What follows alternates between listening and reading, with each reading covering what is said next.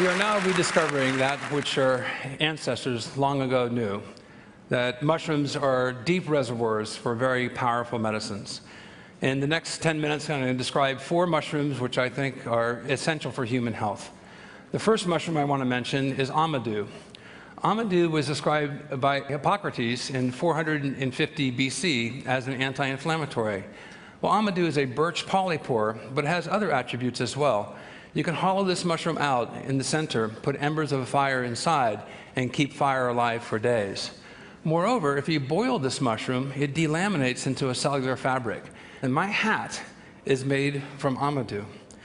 Now, another fungal friend I have here, which I want to unveil, is agarikon. Agarikon is the longest living mushroom in the world.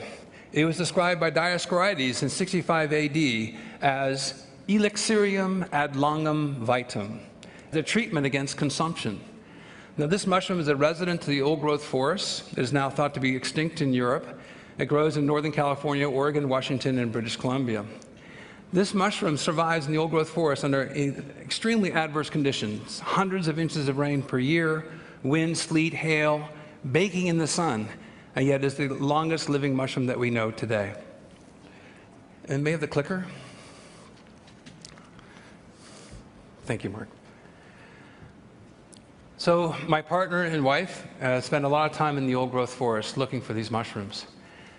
And to give you some idea how rare agarikon is, although we have 40 strains of agarikon in culture after 30 years, the largest library by far in the world, my dear professor, Dr. Michael Bugh, discovered his first agarikon in the old-growth forest just these past few weeks after looking for mushrooms in the old-growth forest for more than 40 years.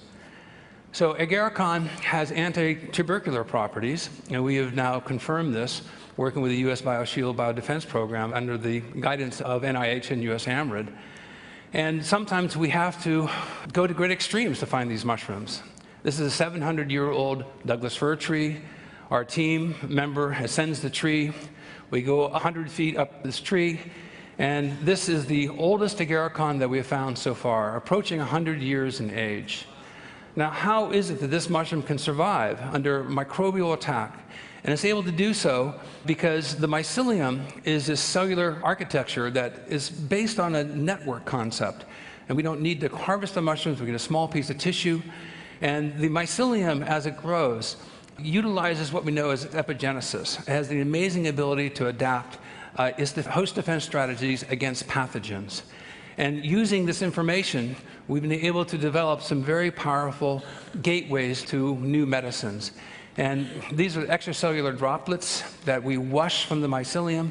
And I'm happy to announce that we have discovered a new class of antimicrobials and antivirals called fomitopsterols, after the Latin name of this mushroom, which is Fomitopsis officinalis. So powerful are these antivirals that when we do 100-to-1 dilution, we are more powerful than ribavirin against flu viruses and herpes. Now, mushrooms have other properties which are interesting. And so this is a group of cordyceps mushrooms. They're known as entomopathogenic fungi, fungi that kill insects. And the insects are on a constant dire dance between dinner and death as they go through soils.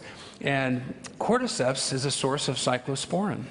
Moreover, just recently, the FDA approved Novartis for a new anti-MS drug called Gilenya, which is predicted to be one of the 10 most profitable commercially produced drugs in the history of medicine. But cordyceps has a different face. And the cordyceps is a mold, has a mold stage. And they're like two faces of the same organism. These spores are very infectious to these insects, and most insects have entomopathogenic fungi that can harm them, so they avoid them with great diligence. But I did something different. I took these cultures of the mold state and I morphed it in the laboratory into a pre-sporulating form. And so insects avoid these spores, but I discovered that if you took the mycelium without the spores, something else happened, which was truly amazing. They became super attractants. And they became super attractants to ants, to termites, and a surprising array of other types of insects. And so the insects, in this case an ant, becomes mummified, and then boing, a cordyceps mushroom sprouts out of its head. So it goes full circle.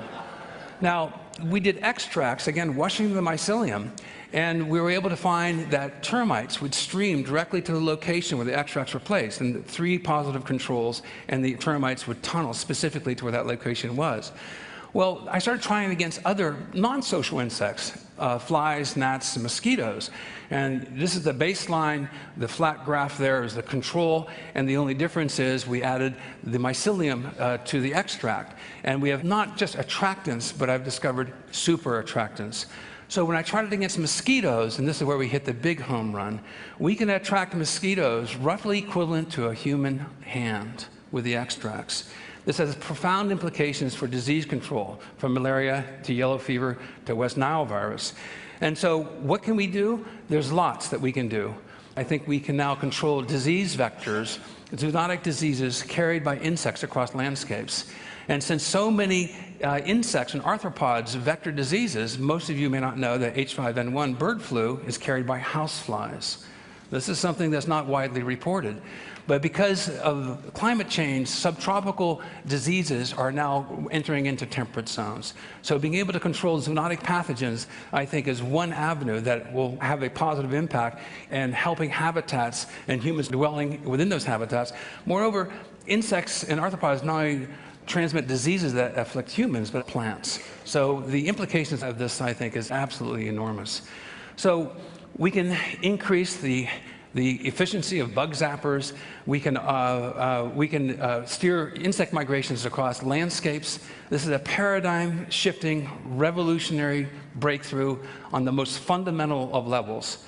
And moreover, we can attract disease-carrying bugs and blend them with expired antiviral drugs, antimicrobial drugs, or the crude precursors that made those drugs.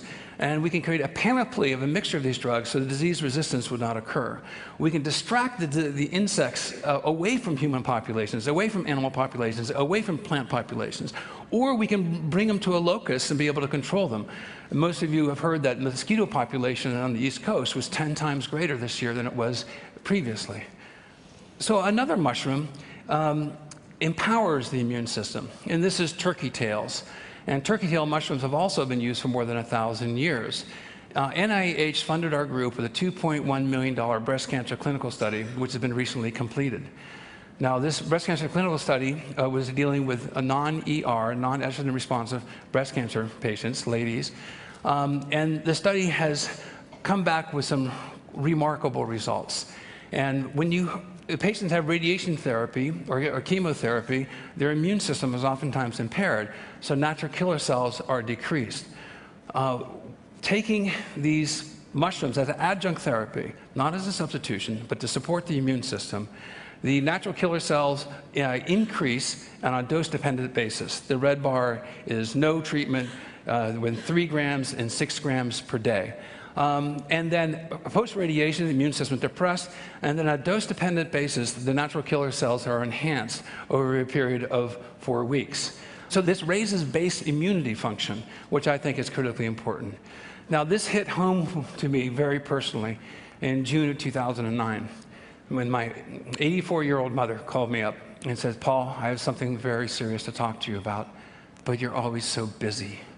It's a terrible thing to hear from Mom. I said, "Mom, what's wrong?"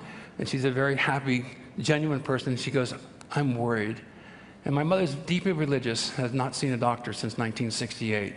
She said, "My right breast is 5 times the size of my left. I have 6 swollen lymph glands the size of walnuts." And her voice started shaking, and I'm not ashamed to admit that I started crying. "Why didn't you tell me sooner?" We spent a large part of June at the Swedish Breast Cancer Clinic in Seattle. The oncologist examined her, and upon the second examination, she had a 5.5 centimeter diameter tumor. It metastasized, it went to her sternum, it went to her liver. She had stage 4 breast cancer. The doctor gave her less than 3 months to live and stated it was the second worst case of breast cancer she has seen as a doctor in 20 years of practice. We had the Circle family meeting. Many of you have gone through this. My mom announced that she bought a pine casket, the cheapest one that she could find, because she was going to heaven. But then the doctor said, "You know, you're too old to have radiation therapy. You can't have your breast removed, but there's an interesting study on turkey tail mushrooms at Bastyr Medical School. You might want to try taking those. And my mother goes, well, my son's supplying those. So she was put on Taxol and Herceptin, wonderful drugs, and then she started taking 8 turkey tail capsules a day, 4 in the morning and 4 in the evening. And that was in June of 2009. And today, my mother has no detectable tumors. And I'd like to bring my mother home.